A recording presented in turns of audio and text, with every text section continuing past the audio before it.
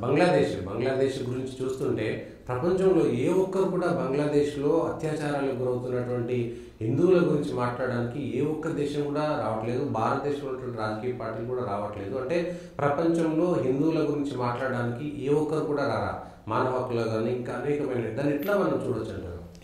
ఇప్పుడు ఇది గత కొన్ని దశాబ్దాలుగా ఈ సోకాల్డ్ లిబరల్ ప్రోగ్రెసివ్ థింకింగ్ అనేది ఏదైతే ఉందో సెక్యులరిజం పేరుతో వీళ్ళందరూ చేసిన ఒక ద్రోహం అనే చెప్పాలి. ఎందుకంటే బై డెఫినేషన్ థియరీ అందరూ సమానం అంటూనే మైనారిటీలుగా ఉంటారు కాబట్టి మైనారిటీలకి ప్రత్యేక హక్కులు ఉండాలి, మెజారిటీ నుంచి వాళ్ళు భయం లేకుండా సురక్షితంగా ఉండాలి అన్న ఒక భావన. ఒకవైపు అందరూ సమానులు అంటూనే రెండో వైపు వాళ్ళు అసురక్షిత వాతావరణంలో ఉంటున్నారు కాబట్టి వాళ్ళకి మనం ప్రత్యేక హక్కులు కల్పించాలి అన్న ఒక వాదన తీసుకొచ్చి మైనార్టీలకి హక్కులు కల్పించడం ప్రారంభించారు. ఎందుకు ఈ మైనార్టీలకి హక్కులు? ఇప్పుడు సెక్యులరిజం అందరూ ఒకటే, ప్రోగ్రెసివ్ డెమోక్రసీలో ప్రతి ఓటరు సమానమే మతానికి సంబంధం లేకుండా. అలాంటప్పుడు నువ్వు చేయాల్సిందేంటి? అందరికీ ఒకటే చట్టమైనప్పుడు ఎవడు భయపడాల్సిన పని ఉండదు. కానీ ఇక్కడ ప్రత్యేకంగా మెజారిటీ ఏదో మైనార్టీలని చేసేస్తోంది అన్న బూచిని చూపెట్టి మైనార్టీలకి ప్రత్యేక హక్కులు, ప్రత్యేక రక్షణ విధానాలు, వాళ్ళకి ప్రత్యేక చట్టాలు ఇవన్నీ తీసుకురావడం మొదలుపెట్టారు. ఎప్పుడైతే ఇది మొదలుపెట్టిందో అది వాళ్ళకి రక్షణ కల్పించేంత వరకే చేసుంటే బాగుండేది. అది కాస్త అపీజ్మెంట్కి వాళ్ళు మూకమ్ముడిగా ఓటేస్తారు కాబట్టి మూకమ్ముడిగా ఇచ్చేస్తారు కాబట్టి వాళ్ళని అపీజ్ చేయడానికి సంతుష్టీకరణ ఏదైతే ఉందో అది చేసే క్రమంలో వీళ్ళు ఒక రకమైన అశాంతి వాతావరణాన్ని దేశంలో క్రియేట్ చేశారు. ఈ మెజారిటీ హిందువులు భారతదేశంలో ఇబ్బందికరమైన వాతావరణానికి తీసుకొచ్చి క్రియేట్ చేశారు. ఈ సిద్ధాంతం ఏదైతే ఉందో ఈ సోకాల్డ్ ప్రోగ్రెసివ్ లిబరల్ సెక్యులర్ వాదులు చేసింది ఇజ్రాయెల్ వ్యవహారంలోనూ అదే చేశారు. ఇప్పుడు ఇజ్రాయెల్ చారిత్రాత్మకంగా అక్కడ యూదులు ఉన్నారు. వాళ్ళకు ఒక చిన్న దేశం 1947లో, ఎందుకంటే 1940లో ప్రపంచ పటమంతా మారుతూ వచ్చాయి. కొలోనియల్ పవర్స్ వెనక్కి తగ్గి రకరకాలుగా ఆఫ్రికాలో, ఆసియాలో కొత్త దేశాలు రావడం మొదలయ్యాయి. అక్కడున్న స్థానిక అవసరాలకు అనుగుణంగా పరిస్థితులు, రాజకీయ సామాజిక పరిస్థితులకు అనుగుణంగా కొత్త దేశాలు పుట్టాయి. భారతదేశంలో కూడా దక్షిణాసియాలో పాకిస్తాన్ పుట్టింది, నేపాల్ ఉండిపోయింది, శ్రీలంక సపరేట్ అయింది, మాల్దీవులు సపరేట్ అయింది, భూటాన్, ఇవన్నీ కూడా ప్రత్యేక పరిస్థితుల్లో ఏర్పడిన క్రమంలో ఇజ్రాయెల్ కూడా ఏర్పడింది. ఇజ్రాయెల్ ఏర్పడిన తర్వాత ఇజ్రాయెల్ స్పష్టంగా బౌండరీలన్నీ డ్రా చేసి ఇజ్రాయెల్కి ఇచ్చారు. అక్కడ వచ్చిన సమస్య ఏంటి? ఇజ్రాయెల్కి ఇస్తే అక్కడున్న పాలస్తీనీయులకి సమస్య అన్నది సృష్టించి ఈ రోజు కూడా అక్కడ రావణ కాష్టం అక్కడ కాలుతూనే ఉంది 75 సంవత్సరాలుగా. అక్కడ ఇజ్రాయెల్ రాజ్యాంగంలో యూదులకు ఏమీ ప్రత్యేక హక్కులు ఉండవు. ఇజ్రాయెల్ రాజ్యాంగం అక్కడున్న పౌరులందరికీ సమానమైన హక్కులు ఇస్తుంది. కానీ పదే మమ్మల్ని ఏదో చేస్తున్నారంటూ తీవ్రవాదాన్ని పెంచి పోషించింది ఎవరు? ఇజ్రాయెల్ ఎప్పుడు పాలస్తీనా మీద ఫస్ట్ అటాక్ చేయలేదు. పాలస్తీనీయులే ఫస్ట్ అటాక్ ఎప్పుడు ఇజ్రాయెల్ మీద చేస్తూ వచ్చారు.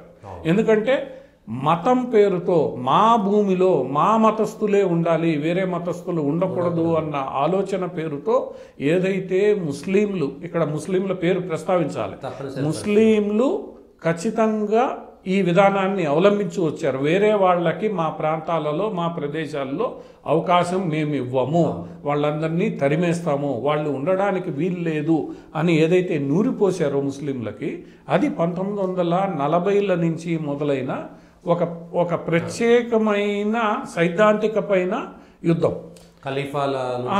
అక్కడి నుంచి అది వదిలేస్తే మనం ఆధునిక ప్రపంచాన్ని గురించి మాట్లాడితే ప్రపంచ చరిత్రలో 40ల నుంచి అది ఇజ్రాయెల్కు అదే జరిగింది. ఆ తర్వాత మన భారతదేశంలోనూ అదే జరిగింది. ముస్లింలకి సపరేట్ ఇది కావాలని ఆఫ్ఘనిస్తాన్లో అదే జరిగింది. సో ఇలా ముస్లింలు మాత్రమే ఉండాలి, ముస్లింలకే ప్రత్యేకమైన ప్రదేశాలు ఉండాలి, వేరే వాళ్ళు ఉండకూడదు అన్న ఒక సిద్ధాంతాన్ని 1940లో ఈ సోకాల్డ్ ప్రోగ్రెసివ్ లిబరల్ సెక్యులర్ వాదులే తీసుకొచ్చారు. తీసుకొచ్చిన తర్వాత ఏమైంది? 40లో ఇజ్రాయెల్ చుట్టూ యుద్ధ వాతావరణం ఏర్పడింది. అంతేకాదు గల్ఫ్లో చాలా దేశాలు ఏర్పడ్డాయి. సౌదీ ఏర్పడింది, ఒమన్, యమన్, ఇవన్నీ కూడా కలోనియల్ పవర్స్ నుంచి, ఇరాన్, 7 దేశాలు, ఇవన్నీ అటు ఆఫ్ఘనిస్తాన్, బంగ్లాదేశ్, తర్వాత 70లో బంగ్లాదేశ్, పాకిస్తాన్, ఇండోనేషియా, ఇట్లా రకరకాల దేశాలు స్వాతంత్రం తీసుకుని ఈ ముస్లింలు దేశాలుగా మారాయి. ఎందుకంటే ముస్లింలు మెజారిటీగా ఉన్నారు. ఎక్కడైతే ముస్లింలు మెజారిటీగా దేశాలు ఉన్నాయో అక్కడ వేరే మతాలకి ఈ రోజు వరకు కూడా ఈ సోకాల్డ్ ప్రోగ్రెసివ్ సెక్యులర్ లిబరల్స్ ఏదైతే భారతదేశంలో పదే పదే మాట్లాడతారో, అమెరికాలో పదే పదే మాట్లాడతారో, యూరోప్లో పదే పదే మాట్లాడతారో, ఈ దేశాలలో ఆ రోజుకి ఆ దేశం ఏర్పడే నాటికి ఉన్న మైనారిటీ తెగల గురించి ఎందుకు మాట్లాడరు? ఇప్పుడు ఇటీవల ఐసిస్ సందర్భంగా ఎస్డి తెగ ఏదైతే ఉందో అక్కడ సనాతన ధర్మానికి దగ్గరగా ఉండేది. వాళ్ళు ప్రత్యేకం, వాళ్ళు ముస్లింలు భాగం అనుకున్నా కూడా పూజా విధానాలు వేరు. పార్సీలు ఇరాన్లో పూజా విధానాలు వేరు. ఇలాంటి జొరాస్ట్రియన్స్, అదే వీళ్ళందరూ కూడా అక్కడ శతాబ్దాలుగా ఉన్న వాళ్ళు ఎప్పుడైతే ముస్లిం మెజారిటీ దేశాలుగా మారాయో, వీళ్ళు మైనారిటీలుగా మారిన తర్వాత వాళ్ళ హక్కుల గురించి వీళ్ళు ఎందుకు మాట్లాడరు ప్రపంచంలో? ఈరోజు హమాస్ ఇజ్రాయెల్ మీద దాడి చేసి 1400 మందిని చంపి యుద్ధాన్ని మొదలు పెడితే అది ప్రశ్నించరు. ఇజ్రాయెల్ తిరుగుబాటుతో దాడి చేస్తే అది ప్రశ్నిస్తారు. భారతదేశం, అదే భారతదేశంలో కూడా గోద్రా కావచ్చు, పాకిస్తాన్ అదే కాశ్మీర్లో కావచ్చు, నువ్వు వచ్చి ఏమైనా చేయొచ్చు నా సైన్యాన్ని, నేను ఎదురు తిరిగితే మాత్రం అది సెక్యులరిజానికి వ్యతిరేకం. సో ఈ నేరేటివ్ ఏదైతే 1940ల నుంచి ఈ కలోనియల్ పవర్స్ ఏవైతే బ్రిటిష్, యూరోపియన్ దేశాల్లో చదువుకున్న విద్యావేత్తలు ఎవరైతే ఉన్నారో, ఎందుకంటే వీళ్ళంతా ఆధునిక విద్యావేత్తలు, ఈ బ్రిటిషర్ల సిస్టంతో, మెకాలే ఎడ్యుకేషన్ సిస్టంతో చదువుకున్న ఈ ఆధునిక విద్యావేత్తలు తీసుకొచ్చిన ఈ నేరేటివ్ ఏదైతే ఉందో ఈరోజు చరమస్థాయికి చేరింది. ఆ చరమస్థాయికి చేరిన దానికి ఈరోజు ప్రత్యక్ష ఉదాహరణ బంగ్లాదేశ్. ఇది ఒక్క రోజులో వచ్చింది కాదు, చరమస్థాయికి చేరింది. బంగ్లాదేశ్ ఇది వచ్చింది కాబట్టి, హమాస్కి సంబంధించి ఇజ్రాయెల్ వచ్చింది కాబట్టి, ఇజ్రాయెల్ దాదాపుగా గాజా మీద ఏమంటారు హమాస్తో కాల్పుల విరమణ ఒప్పందం దగ్గరికి వచ్చిందని.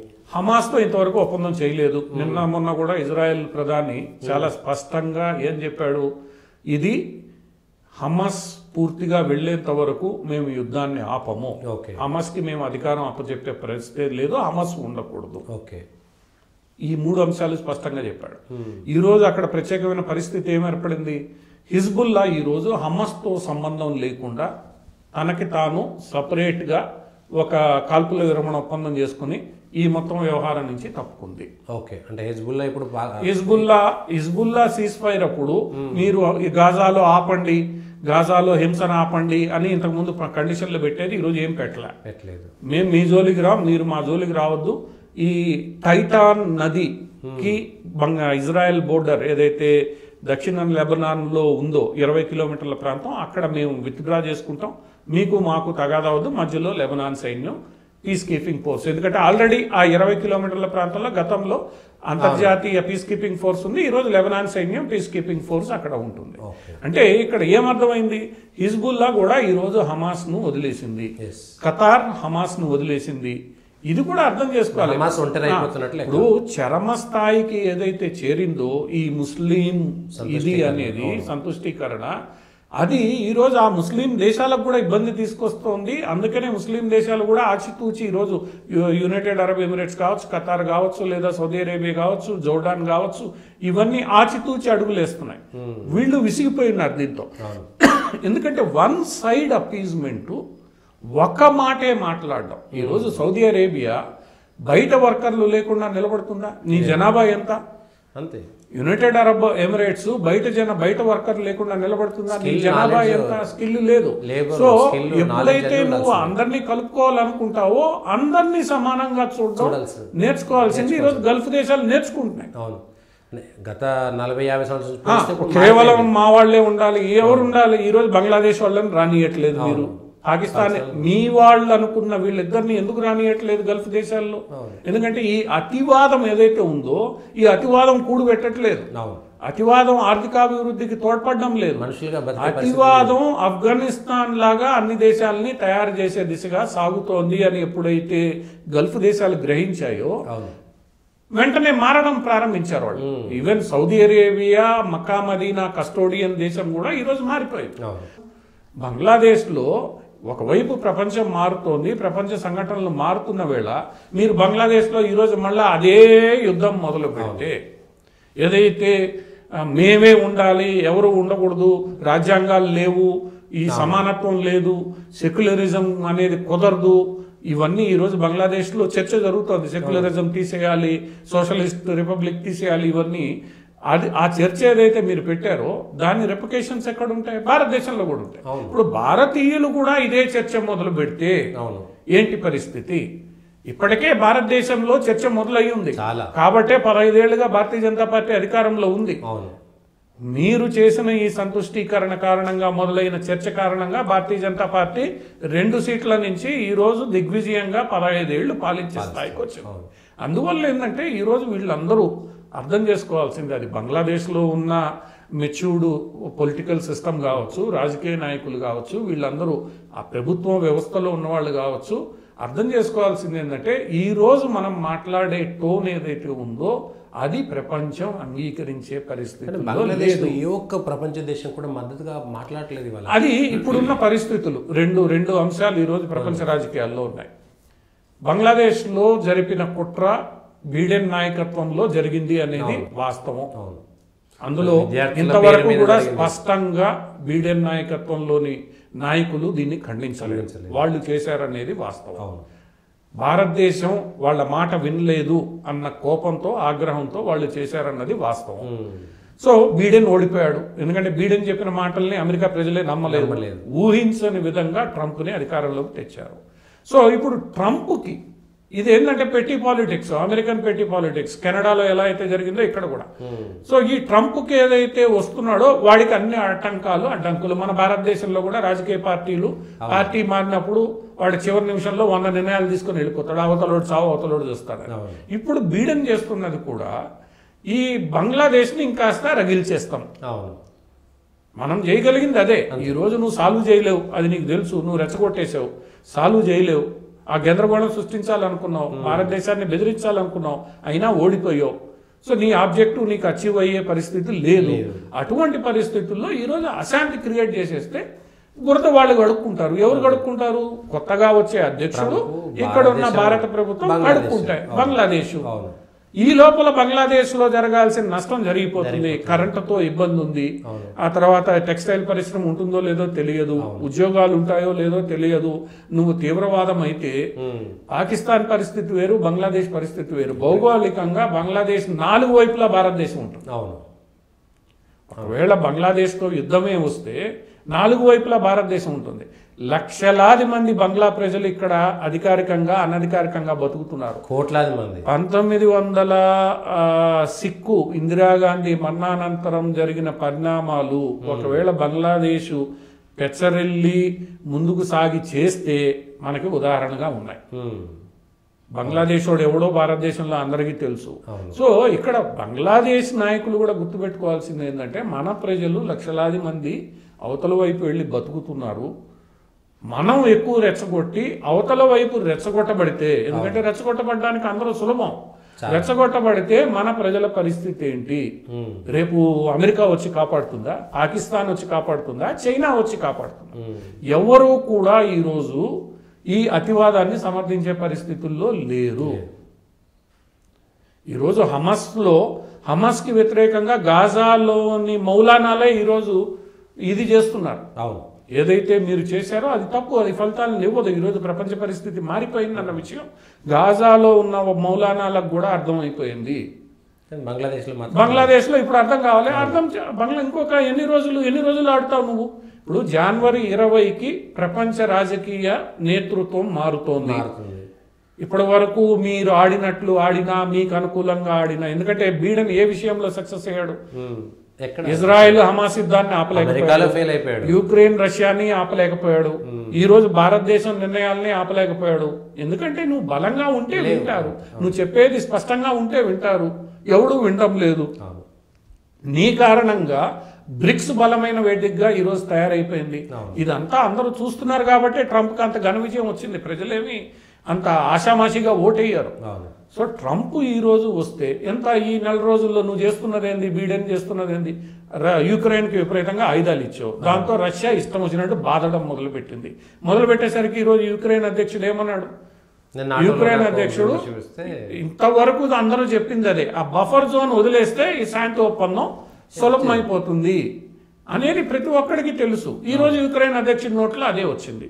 ఎందుకంటే రేపు ట్రంప్ వస్తే ట్రంప్ కూడా ఇదే మాట, నువ్వు ఈ సోకాల్డ్ సెక్యులర్ ప్రోగ్రెసివ్ లిబరల్ మాటలు నేను వినను అంతే. ట్రంప్ సిద్ధాంతం పర్ఫెక్ట్.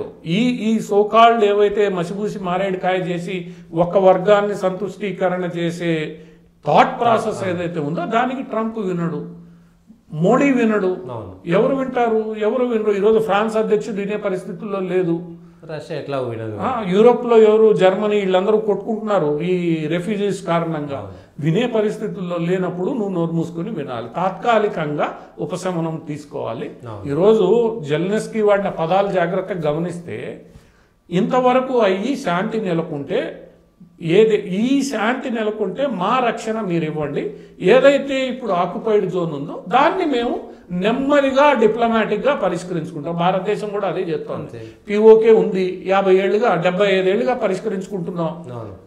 ఎవడి పని వాడు చేసుకోండి, అవతలోడి పని ఏళ్ళు పెట్టకుండా అది నెమ్మదిగా తేలుతుంది. అది చరిత్ర చూసుకుంటుంది, భవిష్యత్తులో ఏదో జరగాల్సి చరిత్ర చూసుకుంటుంది. రాబోయే రోజుల్లో చరిత్ర, పరిస్థితులు మారేవి అన్ని చూసుకుంటాయి, అక్కడి ప్రజలు వాళ్ళు చూసుకుంటారు. సో వాస్తవ దృక్పథంతో ఈరోజు ప్రపంచం ఆలోచిస్తున్న వేళ బంగ్లాదేశ్లో జరుగుతున్నది ఏదైతే ఉందో, ఇప్పుడు ఆయన్ని చిన్మయ ప్రభుని మీరు అరెస్ట్ చేశారు. ఏం చేశాడు ఆయన? హిందువుల తరపున ర్యాలీ తీశాడు ఆయన, అంతే. దానికి దేశద్రోహం పెట్టాడు. మరి అక్కడ అదే హసీనా ఆ ప్రభుత్వానికి వ్యతిరేకంగా మీరు కుట్ర పనితే అది దేశద్రోహం పెట్టకూడదు. అది పెట్టింది కాబట్టి హసీనా దేశద్రోహి. ఇప్పుడు ఇక్కడ ప్రపంచం చూస్తోంది కదా, ఈరోజు సోషల్ మీడియా కారణంగా అందరూ చూస్తున్నారు, బంగ్లాదేశ్ లో జరిగే అన్ని తెలుస్తున్నాయి. అందువల్ల ఈరోజు మాట్లాడడం లేదనేది కూడా సరికాదు. 2 కోట్ల మంది హిందువులు, నిజానికి 4 కోట్ల మంది హిందువులు, సగం మంది వెళ్ళిపోయారు, సగం మంది మతం మార్చుకోవాల్సిన పరిస్థితికి వచ్చింది. ఉన్నది 2 కోట్ల మంది. ప్రత్యేక దేశం ఇచ్చేసుకుంటే అది ఇప్పుడున్న పరిస్థితుల్లో ఇవన్నీ వీలు కావు. ఇప్పుడున్న పరిస్థితుల్లో బౌండరీలు మార్చడం అనేది నేపాల్ లాగా, భూటాన్ లాగా బౌండరీలు మార్చడం ఒక్కటే. ఏంటంటే ఈ రోజు ప్రపంచం అర్థం చేసుకోవాల్సింది, అందరూ ఉండాలి దేశంలో, అందరూ కలిసి ఉండాలి. ఆధునిక ప్రపంచంలో, ఆధునిక యుగంలో ఈ కుంచిత భావాలు ఏవైతే ఉన్నాయో అట్లా విశాల దృక్పథంతో మిగిలిన వాళ్ళు ఉంటున్నారు. కానీ ఎవరైతే శరణార్థులుగా వచ్చినటువంటి వాళ్ళే దాడులు చేస్తున్నటువంటిది మనం చూస్తున్నాం. ఇజ్రాయెల్ అది ప్రత్యేకంగా, అందుకనే నేను ముస్లింలు అని ప్రత్యేకంగా ప్రస్తావించింది. వేరే మతాలు, క్రిస్టియన్లు కావచ్చు, జొరాస్ట్రియన్లు కావచ్చు, పార్సీలు కావచ్చు, లేదా ఇంకోళ్ళు, వాళ్ళెప్పుడు ఇలా చేయలేదు. ఇది కేవలం ఒక మతానికే పరిమితమైంది. ఆ మతంలో కూడా ఈరోజు మార్పు వస్తాం. ఆ మతానికి సంబంధించి ఏవైతే కీలక దేశాలు ఉన్నాయో ఆ దేశాల్లో మార్పు వస్తుంది. మార్పు రావాల్సింది ఎక్కడ? మార్పు రావాల్సింది ఇప్పుడు ఆఫ్ఘనిస్తాను, పాకిస్తాను, బంగ్లాదేశ్ ఇలాంటివి. యాక్చువల్గా ఎక్కడి నుంచి మతం వచ్చిందో ఆ వచ్చిన చోట వాళ్ళు మారుతున్నారు. ఆ మతాన్ని దిగుమతి చేసుకున్న వీళ్ళు ఆధిపత్యం కోసం ఆ మతాన్ని అడ్డం పెట్టుకొని స్థానిక రాజకీయ నాయకుల మద్దతుతో ఆడుతున్నారు. అది ఎంతకాలం ఆడుతారు? ఈరోజు మహారాష్ట్రలో వచ్చిన తీర్పు ఏంటి?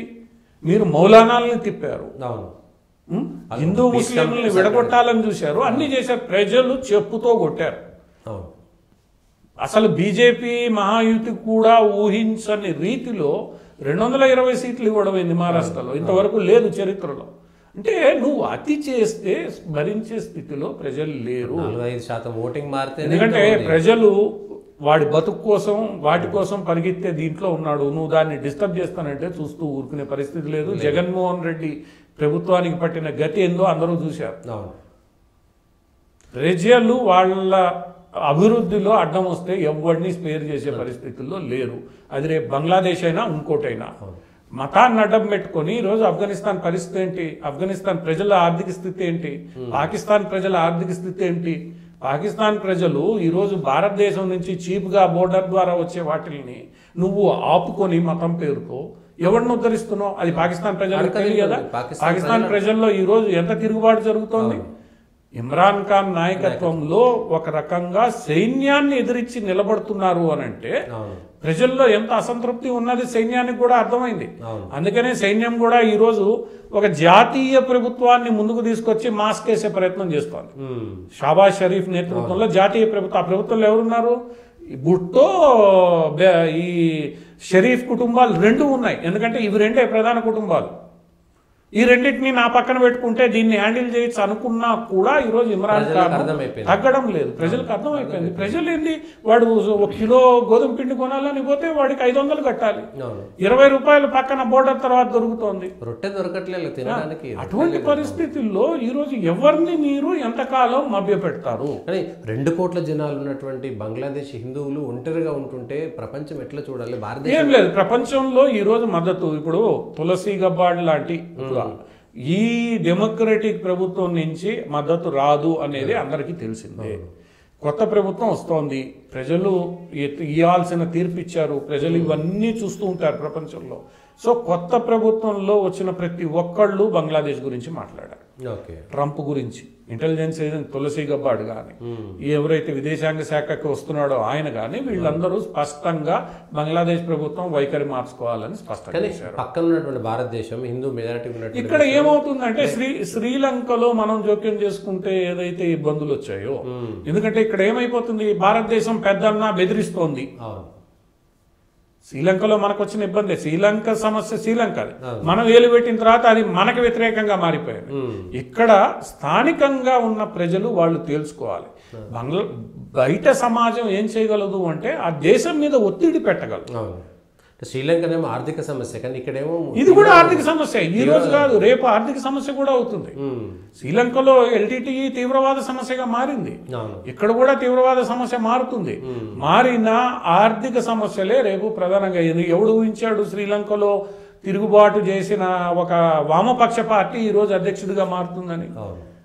మెయిన్ స్ట్రీమ్ రాజకీయ నాయకులు తప్పులు చేస్తూ పోతే చివరికి ఏమవుతుంది, ప్రజలు విసిగిపోయి ప్రవర్తిస్తారు. అటువంటి ప్రవర్తన రేపు బంగ్లాదేశ్లో వస్తుంది. ప్రజలు, బంగ్లాదేశ్ హైయెస్ట్ డెన్సిటీ ఉన్న దేశం. అందరూ అతివాదులని మనం చెప్పలేము. అందరూ అతివాదులు అయితే ఇన్ని రోజులు షేక్ హసీనానో షేక్ ఖాలిదా జియానో అక్కడ పాలించరు, జమాతే ఇస్లామీనే పాలించేది. సో అతివాదులు కొద్ది శాతమే. వాళ్ళకి ఈరోజు అక్కడ ప్రభుత్వం మద్దతు దొరుకుతుంది కాబట్టి వాళ్ళు చెలరేగిపోతున్నారు. ఎప్పుడైతే ప్రభుత్వాలు సరి చేసుకుంటాయో వాళ్ళు ఎక్కడ ఉండాలనో అక్కడే ఉంటారు. మెజారిటీ ప్రజలు శాంతి కోరుకుంటారు. అది ట్రాన్సిషన్ అనేది ఈ 4 రోజులు, ఎందుకంటే వాళ్ళకి బయట నుంచి మద్దతు వస్తుంది, బలం ఉంది కాబట్టి 4 రోజులు జరుగుతుంది. జూన్ 20 తర్వాత బయట నుంచి మద్దతు ఉండదు. రేపు ట్రంప్ వచ్చిన తర్వాత పాకిస్తాన్ వేలు పెడుతుందా బంగ్లాదేశ్లో? వేలు పెట్టదు. భారతదేశం సహాయం చేయడం మానేస్తుంది. బంగ్లాదేశ్కి అమెరికా సహాయం పోతుంది. ఏం చేస్తారు? ఎక్కడికి పోతారు? చైనా నుంచి తెచ్చుకుంటారా? చైనా కూడా ఇటువంటి సమస్యల జోలికి రాదు. ఏదైనా రెచ్చగొట్టి భారతదేశాన్ని ఇబ్బంది పెట్టే ప్రయత్నం ఈరోజు చైనా కూడా చేయదు. ఎందుకంటే ట్రంప్ వస్తున్నాడు కాబట్టి చైనా కూడా ట్రంప్ ఎన్నిక కాగానే మనతో కూడా ఒక ఒప్పందం చేసుకుని ఎందుకు వచ్చిన గొడవ, బోర్డర్లో కొంత పీస్ పెట్టుకుందామని. అంటే ఇక్కడ నిజాయితీ కలిగిన ఒక రాజకీయ నాయకుడు వస్తే, నరేంద్ర మోడీ లాంటి నాయకుడు అక్కడ ట్రంప్ వస్తున్నప్పుడు పరిస్థితులు దానికి అవే సరిచేయబడతాయి. ఎందుకంటే వాస్తవిక దృక్పథంతో ఉన్నది ఉన్నట్లు మాట్లాడగలగడమే ఈరోజు కావాలి. కేవలం ఓట్ల కోసమో, కేవలం ఇంకేదో ఆశించో, కేవలం ఇంకోటో ఆశించి చేస్తే ఆ దేశాలు నాశనం అయిపోతాయి. ఈరోజు ఎక్కడ బ్రెజిల్లో కూడా అధ్యక్షుడు అట్లనే గెలిచాడు. అల్జీరియాలో రైట్ వింగ్ పార్టీ, మనకి అతిపెద్ద దేశం ఉత్తర దీంట్లో ఆ యూరోప్లో ఈరోజు జరుగుతోంది. నిన్నగాక మొన్న బ్రిటిష్ ప్రధాని ఏం ఆరోపించాడు, ఈ టోరీలు ఎవరైతే ఉన్నారో, ఎవరైతే కన్జర్వేటివ్స్ ఉన్నారో బోర్డర్లను ఓపెన్ చేశారు. వాళ్ళు చేసిన ఏదో పనికి ఈ రోజు మేము ఇబ్బంది పడుతున్నాం. ఈ రోజు కెనడాలో ప్రతిపక్ష పార్టీ ఎదురు తిరుగుతోంది. సో రేపు ట్రంప్ వస్తే ఆయన పరిస్థితి ఏందో ఆయనకే తెలియదు, ప్రధానిది. సో ఇటువంటి పరిస్థితుల్లో ప్రజలు అంగీకరించరు. ఇప్పుడు నేను చెప్పే సమానత్వం, హక్కులు, ఏదైంది మహిళా సమాన హక్కులు ఏదైతే కమలా హ్యారిస్ మాట్లాడిందో ఇవన్నీ కూడా అంగీకరించడంలా ఇవన్నీ ఎక్కువైపోయాయి. ప్రపంచంలో హక్కుల గురించి మాట్లాడడం, హక్కుల పేరుతో సంతుష్టీకరణ చేయడం అనేది ఈరోజు పీక్ వెళ్ళిపోయింది. దాన్ని వినే పరిస్థితుల్లో ఎవరు లేరు. అది ఈరోజు ప్రపంచం అర్థం చేసుకోవాలి, బంగ్లాదేశ్ అర్థం చేసుకోవాలి. సమయం వచ్చినప్పుడు అన్నీ మారుతాయి. బంగ్లాదేశ్ అప్పటిదాకా ఏంటంటే ఈ ఏలిగిపాములు లేచి ఆడుతుంటాయి, ఏదో సాగుతుంది కదా, అలా ఆడుతూ ఉంటుంది. కొన్ని రోజుల తర్వాత ఏమవుతుంది చూడాలి. ఓకే, థ్యాంక్ యూ పార్థసారథి గారు. ఇది ఈ వారం ఉన్నటువంటి రాజకీయాలకు సంబంధించి అంతర్జాతీయ జాతీయ విశ్లేషణ